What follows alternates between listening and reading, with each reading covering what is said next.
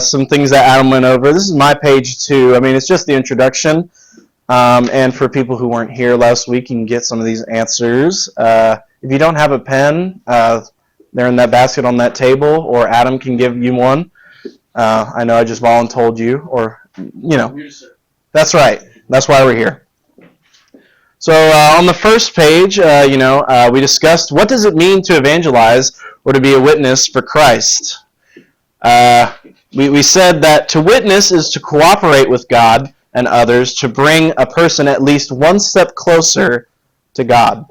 Cooperate and one step closer on that first page. And then God is the evangelist. When we arrive, he has already gone before us. The idea is that it's like sinners are laying on the ground with broken legs and they can't get up, and Christ has their hand out, has his hand out saying, hey, I want to help you up. And it's just up to the person laying there to take his hand. We're just passerbys saying, hey, you should. That's probably a good idea if you get up there with with Christ. See, he's gone before us. And then we've got the age of religious pluralism, that all religions are seen as valid, and that we are much more afraid than others.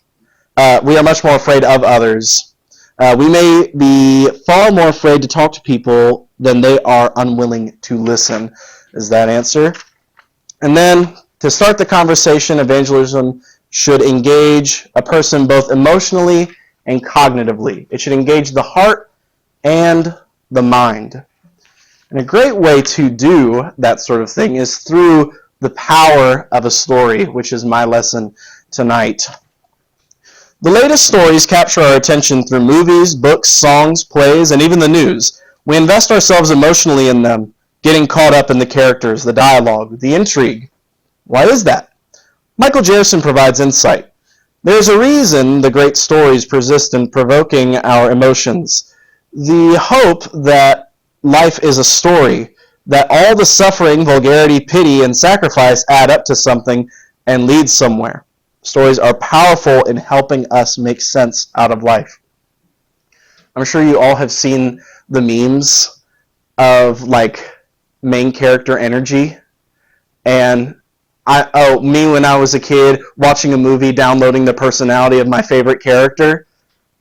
These things are super, super powerful, despite the stories, the movies, the books, the songs, and the plays being man-made.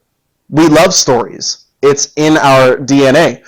A good story has the power to move you. This is the first fill in the blank. This is my page 5. Does it match up? Is that y'all's page 5? Great. A good story has the power to move you. Has the power to move you. And a good story also taps into our longings and desires. So can anybody think of, think of any show. Think of any show. You can say it out loud. You can think it to yourself. But think of a show and why you like to watch it. Why do you like to watch it? What comes to mind for me is Phineas and Ferb. Why do I like to watch that show?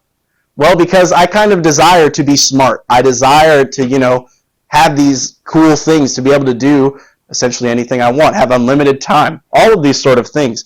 It taps into the longings and desires of my heart. This quote here says, storytelling doesn't aim at a rational mind. It aims at the imagination, a much more mysterious and sneaky part of us, ruled by love, desire, and hope. So stories are going after the love of our hearts, the desire, and the hope of our hearts. And sometimes that can be wholesome, like knowledge, and sometimes you can get wicked stories as well that tap into the dark desires of our heart, which, I won't list any examples here. You get the picture.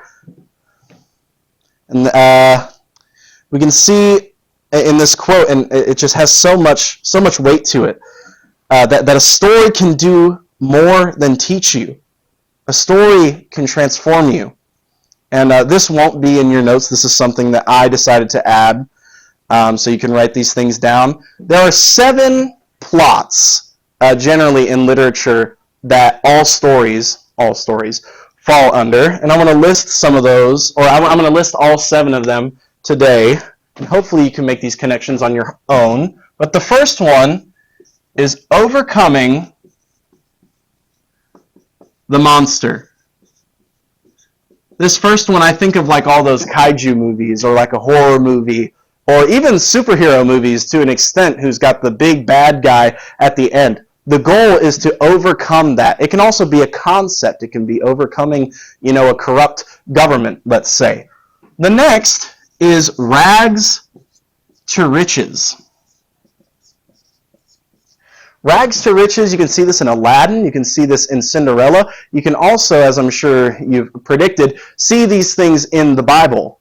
You can see 2 instances of rags to riches in just the Joseph story alone. Joseph is made a slave and then the head of Potiphar's household, and then is sent to prison. So that's one rags to riches. And then when he's in prison and then put to the right hand of Pharaoh, that's rags to riches again. So isn't that cool? Then you have the quest, which is where protagonists or whatever main characters are, the goal is to go to a location or to get something important. You can see this in Lord of the Rings, trying to get to Mount Doom. You can also see this in all of the Indiana Jones movies. You can see this in, what is that movie? The Force Awakens, Rey's goal to find Luke Skywalker. Things like that. Then you've got voyage and return. This is, you see a lot of this in television, where a character starts in the normal, goes to a really wacky place, figuratively or literally, and then returns with more knowledge than when they first left. You see this a lot in the Bible. I'm sure that I don't need to exactly point it out to you. You can make those connections on your own. Next is comedy. These are generally funny. It's in the name. And they also have happy endings. Happy endings is the super important part of that. Tragedy. Everybody's favorite, right? Oh, man. I can't talk and write at the same time. Last time I misspelled spiritual and didn't hear the end of it for 2 weeks. So that is how you spell tragedy, even though I erased a little nick that I did at the top.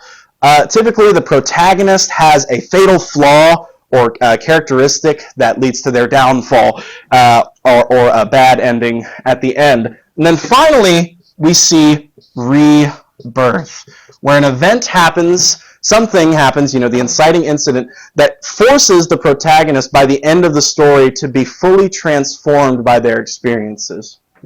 Some of these are similar, some of them are completely opposite, but you see my point. It's man-made, it's not perfect, but we're going to use it tonight. Put that in your back pocket. We're going to turn the page. Why do stories work? God's redemption story is foundational to the world and our very lives. All of history hangs on its framework. And because humans are created in God's image, this is why, at our core, we rely on stories to make sense of life. From our earliest days, stories have been foundational to our learning and growth. They have influenced us from our first childhood memories, and they continue to shape us throughout our lives. Just think about bedtime stories. It's a great way to entertain children, to put them to sleep. It's soothing to our souls, even at such a young age. There are lessons embedded in stories that would never train us if spoken otherwise, or certainly wouldn't be nearly as effective. We'll get back to that in a little bit. So everyone loves and lives by stories, and everyone has been influenced and shaped by stories. Really, if you think about it, everything we communicate is some sort of story. We are natural storytellers and story seekers. And when I think about this, I think about the memes, of course, of downloading the personality of my favorite character, but also how we make each other laugh. I mean, when you think of a comedian, or when you think of just yourselves trying to make your peers laugh or whatever, how do you do it? There was this one time in the second grade. There was this one time 3 days ago. When Garrett was trying to make people laugh earlier, he said, "Guys, I got pulled over for the first time today." He hooked you with a story. You wanted to hear the rest of it. Our brains are wired for stories. That's the next fill in the blank. And Jesus knew the power of the story. Our brains are wired for stories, and Jesus knew the power of a story. Think about the difference between certain parts of the New Testament, the Gospels versus epistles. When I read epistles, I feel like I'm reading doctrine. I feel like I'm reading instructions. But when I read the Gospels, when I hear Jesus, or when I read Jesus, his words, most of the time when he was teaching through parables.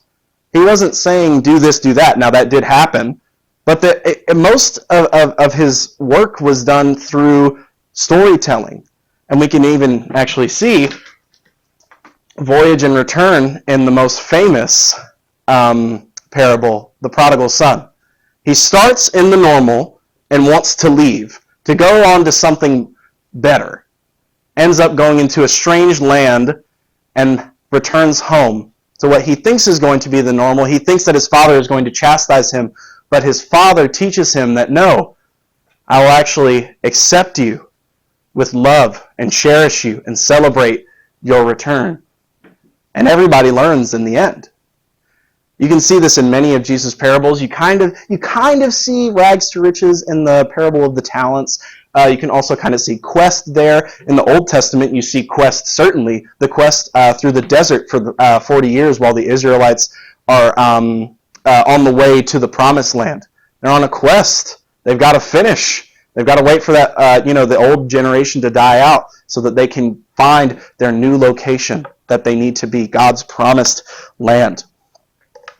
Now, there's this little article that I'm going to read from that Adam has provided me, and it says, Why Storytelling Works, the Science. The human brain has a strong tendency to lose focus. It is estimated to engage in up to 2,000 daydreams a day and to spend up to half its waking time wandering. Half of your waking time wandering. I mean, if you're awake for, this definitely isn't accurate, but if you're awake for, let's say, 10 hours, 5 hours of that is doing nothing but just and it says here that stories synchronize the listener's brain with the teller's brain. There's a connection there. And I think that's a huge part of the reason, Jesus was there in the beginning when humanity was designed and knew that stories were a great way, probably maybe even the best way at communicating ideas. So when he told a parable, he knew that was going to be the most effective way to spread his ministry, spread the word. And like if I'm telling a story to Garrett, this article here says that our brains are almost synchronized. We've created the same world together with the story. Garrett created a world in which, the police officer is this big bad guy. He's got to overcome the monster of the police pulling him over. He was sure. He had Napoleon syndrome. But all of your minds were not one necessarily, but they're coming together, coming closer. Storytelling connects listeners to the storyteller emotionally. I mean, how many times have you watched a movie and cried? How many times have you connected to the author that way? Stories light up more of the brain than factual reporting. Let me say that one more time. Stories light up more of the brain than factual reporting. This is kind of why the news has to have writers. They don't just say the facts.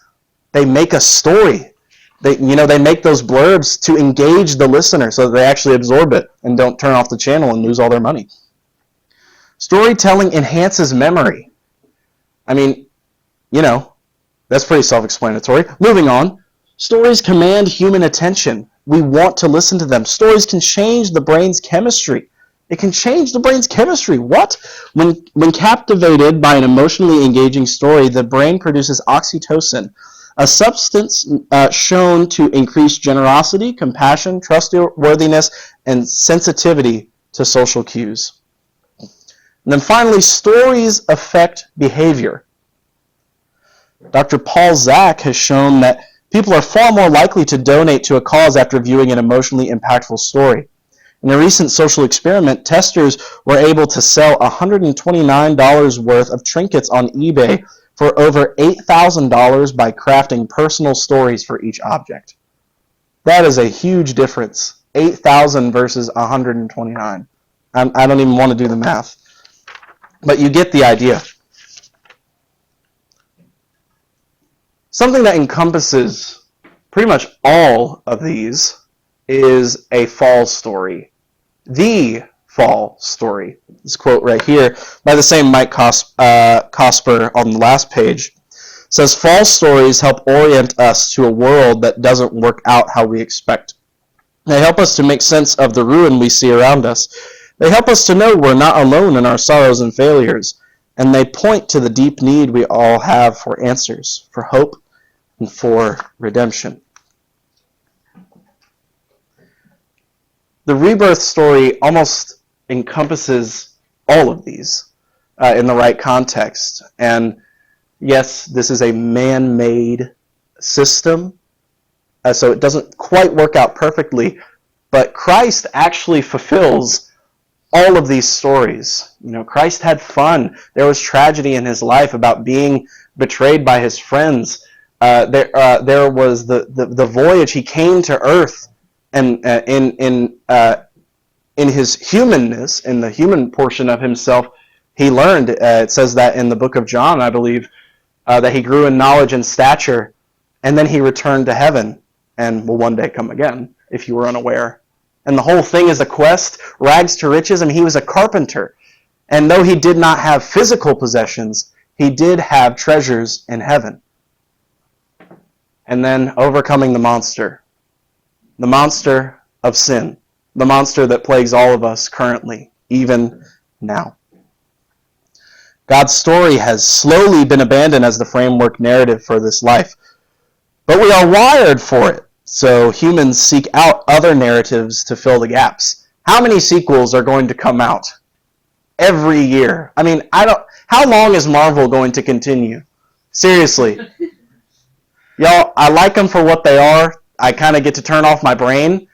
But part of the reason, yes, is of course money. But the other portion is the story isn't perfect yet. We will never write the perfect story, and humans continue to seek the perfect story. We want it. We want to watch the perfect movie, the perfect book, the perfect play, and it doesn't exist. It's not out there. Only the gospel has the most coherent, compelling, comprehensive narrative that answers the questions we have about life and meaning, the longing we have for love and acceptance. This is why we must make the gospel known. Excuse me. I got fired up, y'all. If we love stories, and if we are wired to embrace information via a story, what does this tell us about every person we encounter? Well, like we talked about earlier with our beloved memes, everyone has adopted some sort of story as a life narrative. Everyone has adopted some sort of story as a life narrative. How many of you have thought, I'm the strange side character who dresses in strange clothing? You know? How many of you have said, I'm the background character that got paid $20 in the Harry Potter movies or whatever? We need a story that explains life. And isn't that all literature? Isn't that all media that we create? Just trying to explain what is going on up here and what's going on down here. Isn't that all that we're doing, really? I want to read some quotes from lost celebrities. Adam, how much time do I have? Cool. I thought I had 5 minutes. I'm hype. All right. From Jim Carrey. I hope everyone could get rich and famous and will have everything they ever dreamed of, so they will know it is not the answer. You know, immensely successful comedian, actor Jim Carrey is saying that everything that he's worked for is nil. You know, that deep ache, that hole in your life, it can't be filled by this rags to riches story. It can't be filled by overcoming the monster of whatever it is for the day. Steve Jobs says, "I'd like to think something survives after you die. It's strange to think you accumulate all this experience and maybe a little wisdom, and it just goes away. So I really want to believe something survives, that maybe your consciousness endures. But on the other hand, perhaps it's an on-off switch. Click! You're gone. Maybe that's why I don't like to put on-off switches on Apple devices." There is a deep desire that humanity has, and I'm getting a little ahead of myself, so let me give you this last quote here at the bottom, and I'll continue that thought. Jean Paul, this existentialist philosopher from the 1900s, says, "I find it difficult to cling to my atheist worldview anymore because it has no explanatory power, maybe pragmatic help for certain situations, but no long-term help." There is a deep sadness to that. People who don't believe in the true God, but also believing in no God, don't have a lot of moral ground to stand on.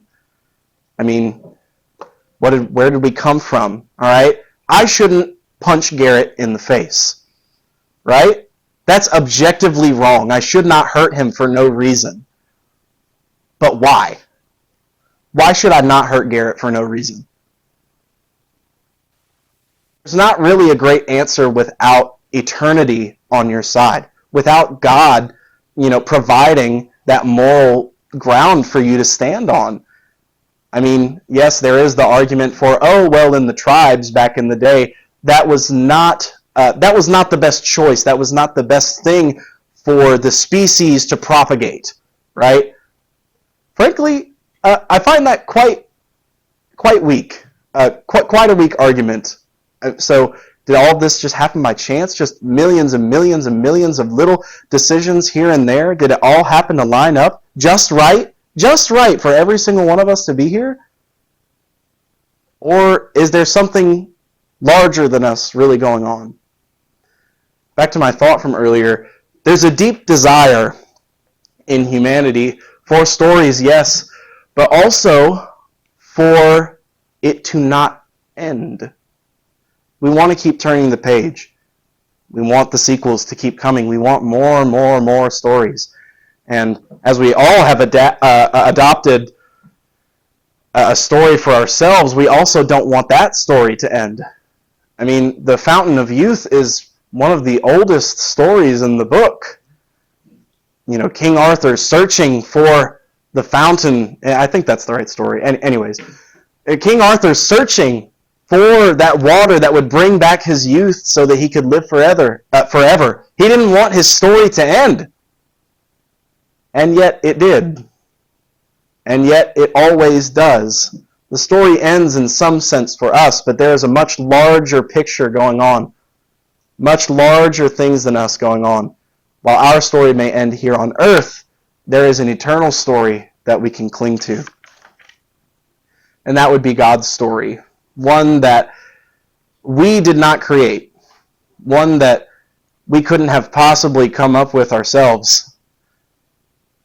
It is, there are a lot of terrible, awful things in the Bible. But it's descriptive. It's describing what happens in our fallen world. It is not saying, you should do the things that the judges did in the book of Judges. If you want to read a biblical tragedy, that's the book to read. It was a rough one for me. But God's story of Christ coming into the world to redeem us is the perfect story. That is what to focus on the macro rather than the everyday just woes. Because if you do that, you will get stuck in a tragedy every single day. Every day. And perhaps You'll get stuck in these other stories. Perhaps you're in your rags to riches story, just waiting for the riches to come. Or perhaps you're trying to train up to beat that monster that is just will never be overcome. It'll never happen. Not by ourselves. Not by ourselves. God's story is recorded within the pages of Scripture, throughout history, and even within our very lives. Knowing the basic outline of God's story is a tremendous help in gospel conversations.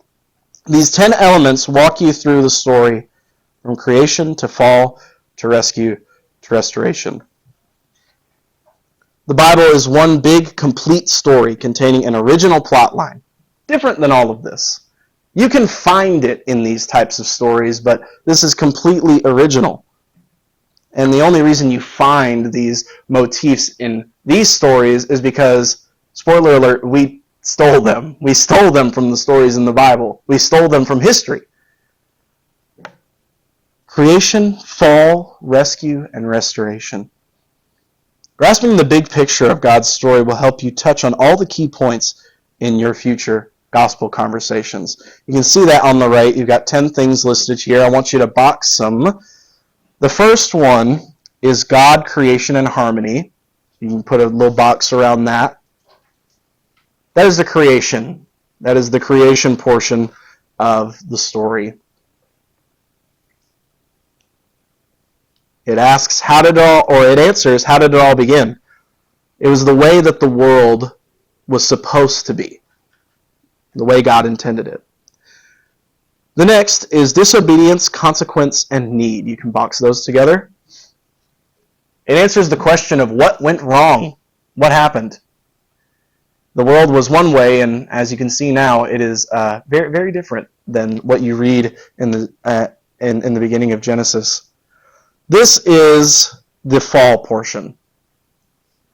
Disobedience, consequence, and need. The next two, promise made and promise kept, are rescue. It answers, is there any hope left? It says yes.